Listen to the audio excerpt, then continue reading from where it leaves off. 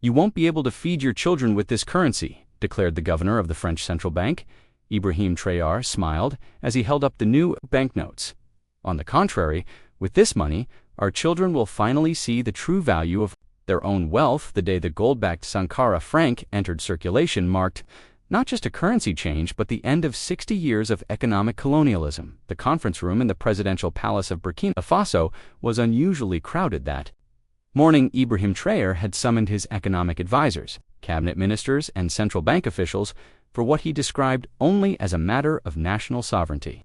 The atmosphere was tense with anticipation. At precisely 900 a.m., Traoré entered carrying a simple folder, embossed with a national emblem, rather than taking his customary seat at the head of the table. He remained standing, his expression reflecting the gravity of what he was about to propose. For 64 years, since our so-called independence, he began, Burkina Faso has never truly controlled its own money. The CFA franc, designed by France in 1945 for its colonies, remains our currency today. A currency. We don't print ourselves a currency whose monetary policy is decided in Paris, not Ouagadougou. He opened the folder and laid out a series of documents on the table. We are required to keep 50% of our foreign exchange reserves in the French Treasury. We must maintain a fixed exchange rate with the euro. Our central bank has limited freedom to set interest rates or manage inflation. His voice remained measured but carried unmistakable conviction. This is not the arrangement of independent nations. This is economic colonialism by another name, finance. Minister Kabor, a respected economist educated at the Sorbonne, raised his hand tentatively. "Mr. President, while I don't disagree with your assessment, the CFA arrangement also provides stability, predictable exchange rates for trade, and low inflation. Changing this system would create significant risks." Traoré nodded, acknowledging the point. "Indeed, that's the bargain we've been offered. Surrender. Economic sovereignty in exchange for stability. But I ask you this, has this stability delivered prosperity? For our people, have 6 decades of this arrangement lifted Burkina Faso from poverty?" The silence that followed was answer enough. Despite possessing significant gold reserves and other natural resources, Burkina Faso remained one of the world's poorest nations today. Traoré continued, "I am proposing what some will call radical, but what I consider long overdue. Burkina Faso will introduce its own sovereign currency, the Sankara franc, named in honor of our revolutionary leader who first dared to imagine true independence." The room erupted in murmurs. Central Bank Governor Ouattara looked particularly concerned. "Mr. President, creating a new currency requires immense preparation. We would need adequate reserves, international recognition, robust institutions." All true trop interrupted, "which is why this will not happen overnight. I propose a 2-year transition plan." He gestured to the documents before him. Phase 1, build our gold reserves by nationalizing mining operations and requiring all gold produced in Burkina Faso to be sold first to the national treasury. Phase 2, establish an independent monetary authority. Phase 3, print our own currency backed by physical gold reserves. Economic Planning Director Sankara, no relation to the revolutionary leader, raised the question everyone was thinking, and what will be France's response? The CFA arrangement is bound by international agreements. They will not simply allow us to walk away. Traoré's expression hardened slightly. "I anticipate significant resistance, both diplomatic and economic. France benefits enormously from the CFA system, controlling the monetary policy of 14 African nations, having preferential access to our resources, receiving billions in seigage profits. They will not surrender these privileges willingly." For the next 3 hours, the meeting delved into technical details, potential obstacles, and strategic approaches. By its conclusion, despite lingering concerns, a consensus had formed around a critical point: monetary sovereignty was essential for true independence, whatever the challenges. As the officials filed out, Traoré asked Central Bank Governor Ouattara to remain behind when they were alone. Traoré spoke more candidly. "You have reservations, Governor? I need to hear them honestly." Ouattara sighed deeply. "Mr. President, I believe in the vision, but the international financial system can be merciless to African nations that challenge its rules. They can restrict access to SWIFT banking systems, downgrade our credit rating, block international loans, trigger capital flight." He paused. "They have tools to create the very instability that would prove we need their oversight." Traoré listened thoughtfully. "And if we proceed, Despite these risks, then, we must be prepared for economic warfare, Idriogo replied simply, and we must have contingency plans for every potential attack in the months that followed. Preparations began in utmost secrecy. A special committee of economists, legal experts, and security officials worked to design not just a new currency, but a comprehensive strategy to protect Burkina Faso's economy during the transition. The first public hint of what was coming occurred little months later when Traoré announced the renegotiation of all foreign mining contracts. Under the new terms, at least 51% of ownership would transfer to the Burkina state, and 25% of all gold produced would be sold directly to the national treasury at market rates. International reaction was swift and predictable. Mining companies threatened to withdraw operations. The IMF issued warnings about investment climate deterioration. French media described the move as resource nationalism that would damage Burkina Faso's economy. Traoré addressed these criticisms directly in a national broadcast. For decades, foreign companies have extracted our gold while our people remained in poverty. No longer. The wealth beneath our soil belongs first to the people of Burkina Faso.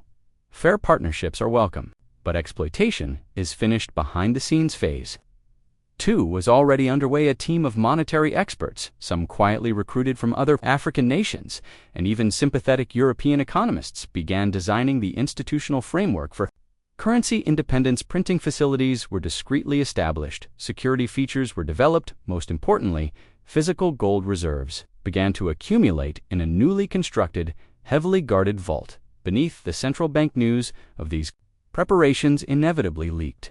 14 months after the initial meeting, the Financial Times published a speculative article titled, "Is Burkina Faso Planning CFA Exit?"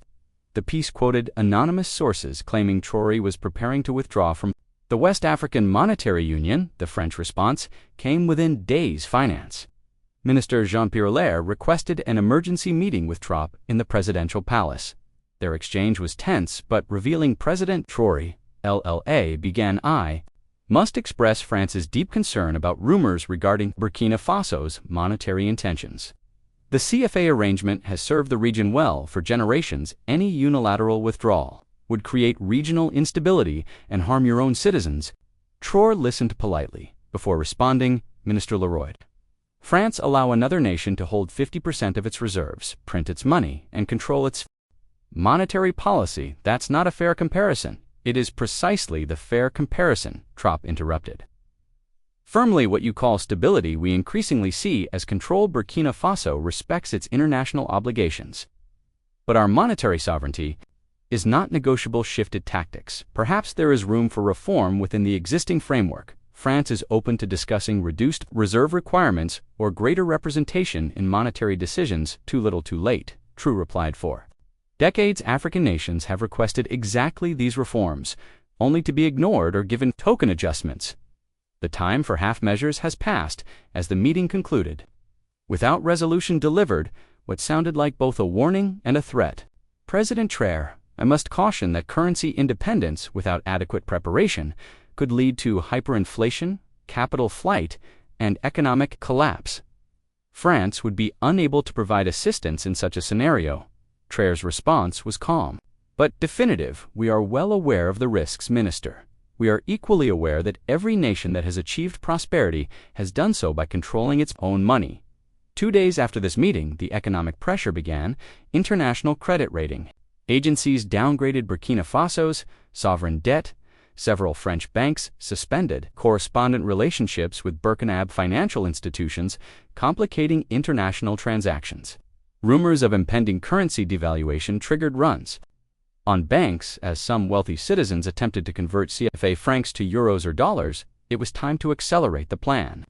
18 months after the initial strategy meeting, 6 months ahead of the original schedule, Traoré addressed the nation in a historic broadcast. "Citizens of Burkina Faso," he began today, "I announce a step that many said was impossible on July 15th, exactly 1 month from today. Burkina Faso will introduce its own sovereign currency, the Sankara franc." The announcement included several key details designed to prevent panic. The new currency would initially circulate alongside the CFA for a 6-month transition period. It would be fully backed by gold reserves, with each note redeemable for its equivalent in gold at the central bank if desired. Most importantly, the Sankara franc would launch with a fixed exchange rate of 1-to-1 with the CFA to ensure price stability. During the transition, this is not merely a change of paper money, Traoré explained. This is Burkina Faso reclaiming a fundamental right of any truly independent nation, the right to control its own monetary destiny. International reaction was immediate and largely negative. The governor of the French central bank, Michel Dupont, gave a dismissive interview to Radio France International.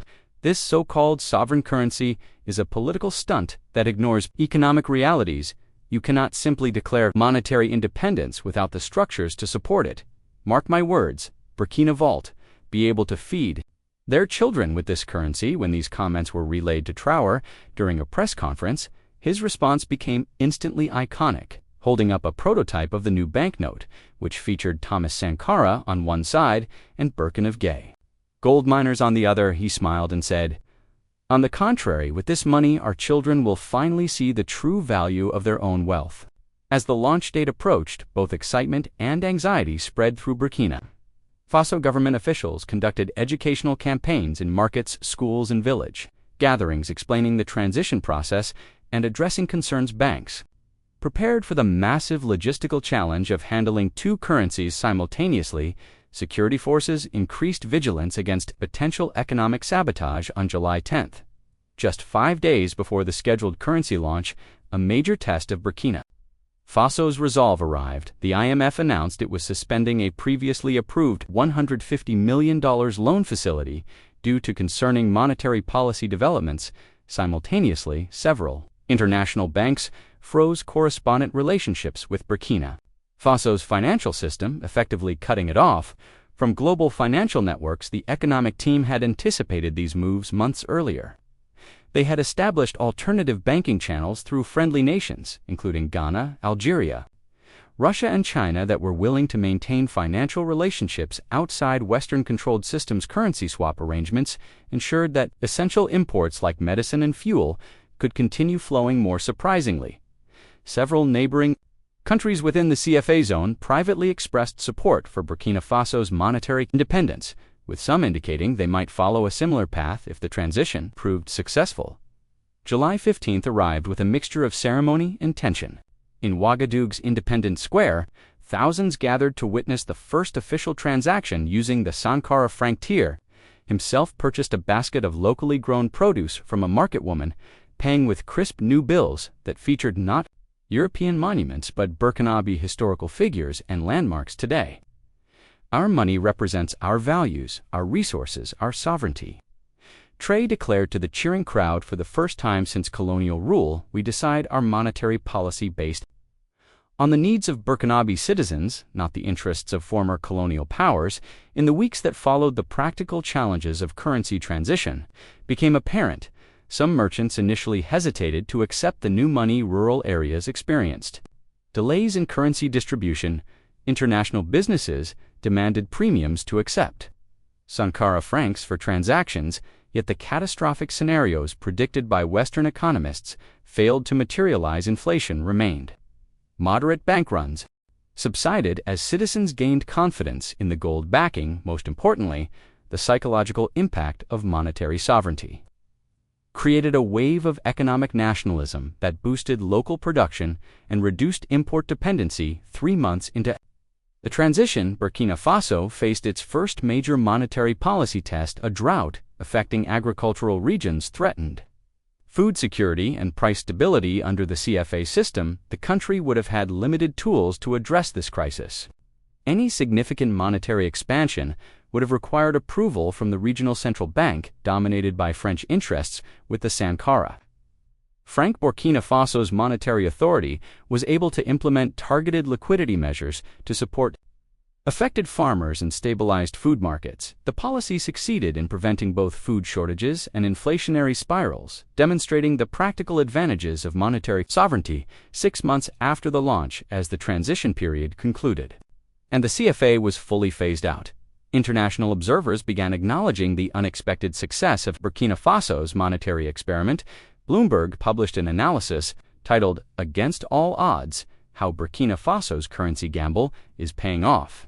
noting that gold backing had provided crucial confidence during the transition period. Even more significant was the regional impact. Mali and Niger, neighboring countries with similar colonial monetary histories, sent official delegations to study. Burkina Faso's approach discussions began about the possibility of a new regional currency, one controlled by African nations themselves rather than former colonial powers, 1 year after the Sankara franc's introduction. Ibrahim Traoré addressed a special summit of West African leaders in Ouagadougou, the topic monetary sovereignty for the entire region. What we have proven, Traoré told his fellow heads of state, is that the choice between sovereignty and stability is a false dichotomy. With proper planning, adequate reserves, and strong institutions, African nations can have both. We can control our own money. While maintaining economic predictability, the French government, which had initially dismissed the Sankara franc as doomed to fail, now adopted a different approach. French President Martel publicly offered a reformed partnership that would grant greater autonomy within a revamped CFA system. Traoré's response was diplomatic but firm.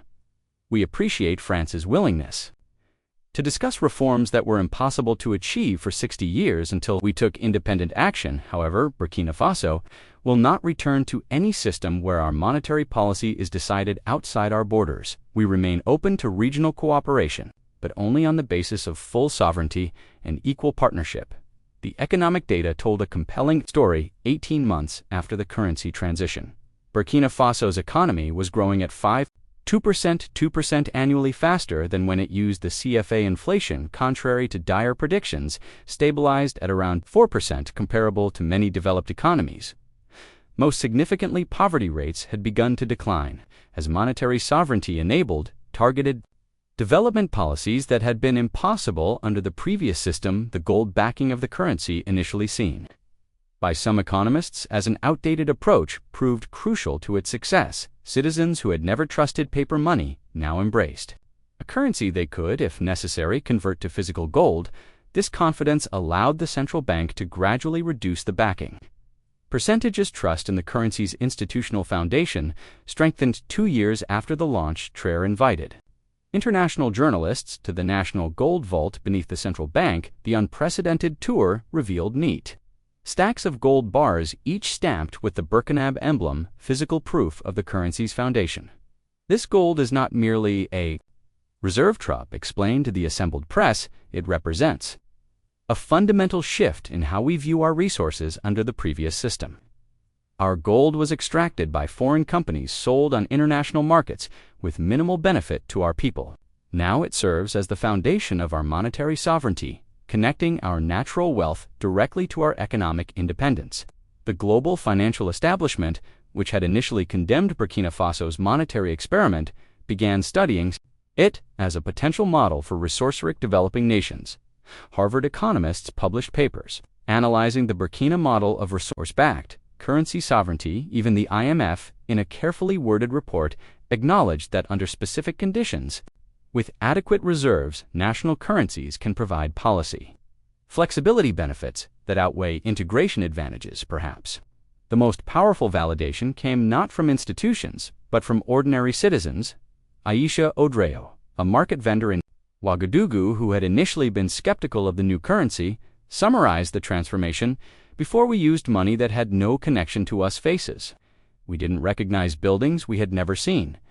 Now, when I hold these notes with Sankara's face, with our own landmarks, I feel pride, and when I know it is backed by our own gold, I feel security. For Ibrahim Traoré, the Sankara France represented more than economic policy.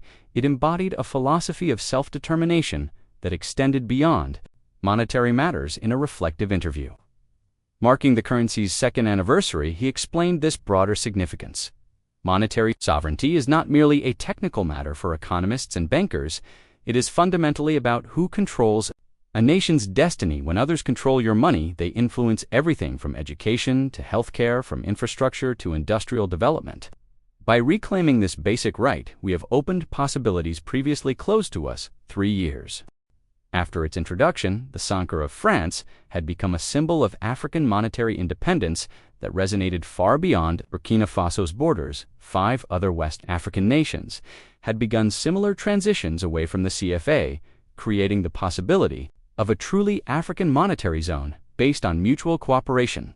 Rather than post-colonial dependency, the French government, recognizing the shifting reality, announced the modernization of its relationship with remaining CFA countries, reducing reserve requirements and increasing African representation in monetary decision-making. These reforms, inconceivable before Burkina Faso's bold move, came too late to reverse the momentum toward monetary sovereignty across the region for years after that.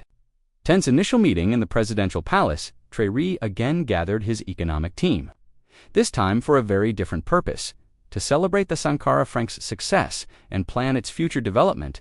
The currency that many international experts had predicted would collapse within months had not only survived but thrived, enabling economic policies tailored to Burkina needs rather than external interests. The next phase, Traoré explained to his team, is to move beyond sovereignty to prosperity. Having proven we can manage our own money responsibly, we must now use this tool to build the inclusive development that has eluded us for generations. This meant using monetary policy to support strategic sectors: agriculture, renewable energy technology, education, while maintaining the discipline that had ensured the currency's stability.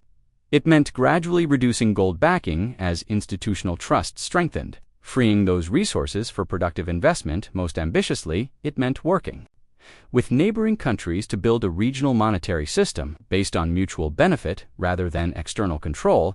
5 years after its introduction, the Sankara franc had become a case study in economic sovereignty. International finance textbooks now included chapters on Burkina Faso's approach to monetary independence. African economic students analyzed the transition strategies that had overcome international opposition. Even some European economists acknowledged that the CFA system was increasingly untenable in a world where former colonies demanded genuine independence for ordinary Burkina citizens. The currency had become a source of national pride. The image of Thomas Sankara on the notes connected present policies to the revolutionary leader's vision of true independence. The gold backing provided tangible security in a region where financial uncertainty had long been the norm.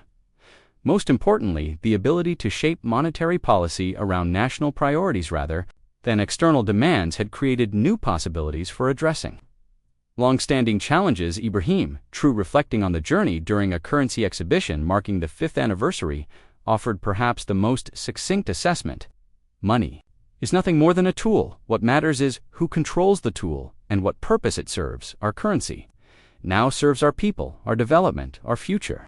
This is the essence of true independence. The story of the Sankara franc had become more than a chapter in Burkina Faso's history. It had become a powerful example of how resource-rich African nations could transform their relationship with the global financial system, using their natural wealth not just to back currencies, but to back their own independent development paths as other African nations began following Burkina Faso's model, adapting it to their own circumstances and resources.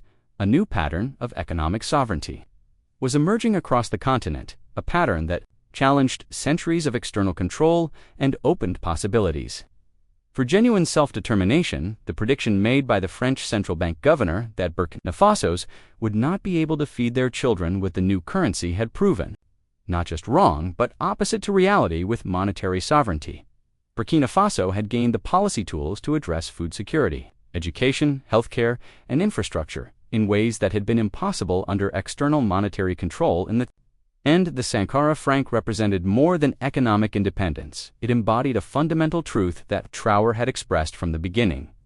True sovereignty required control over fundamental systems, especially money.